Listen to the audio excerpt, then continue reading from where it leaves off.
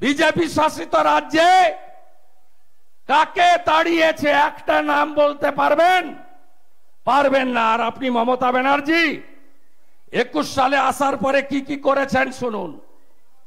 21/3/2022 বকটুই গণহত্যা, নূর নেহার বিবি, আতাহারা বিবি, মিনা বিবি, জাহানারা বিবি, রূপালী বিবি, নাজমা বিবি, রসনরা বিবি, মর্জিনা খাতুন, উন্মেহানি খাতুন, মোহাম্মদ কাজী, সাজিদুর রহমান, 10টা মুসলমানকে পুড়িয়েছে আপনার লোকরা।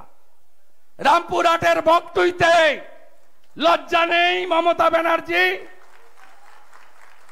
পঞ্চায়েত নির্বাচন 55 জন খুন হয়েছে, 21 জন মাইনরিটি মুসলিম।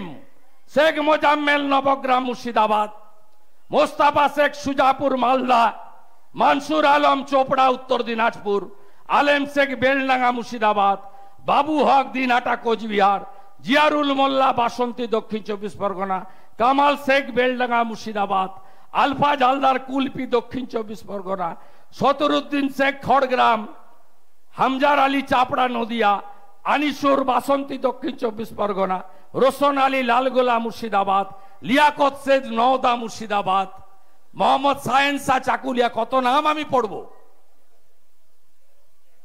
এরপরে ভোট দেবেন? ভোট দেবেন?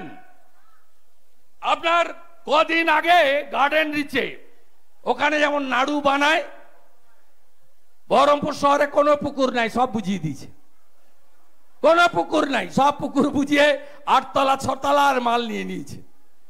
ঠিক তেমন ভাবে ববি হাকিম, তিনি পুকুরের উপর বাড়ি বানিয়েছিলেন গার্ডেন রিচে। সেই বাড়িটা চাপা পড়ে 12 জন মারা গেছে। ববিও চাপা পড়েনি, আর কাউন্সিলর শামস ইকবালও চাপা পড়েনি। চাপা পড়েছে 12 জন মুসলিম সংখ্যালঘু। ভারতীয় জনতা পার্টির স্লোগান সবকা সাথ, সবকা বিকাশ, সবকা বিশ্বাস, সবকা প্রয়াস। আর তৃণমূলের স্লোগান হলো চুরি করো আর মাল কামাও।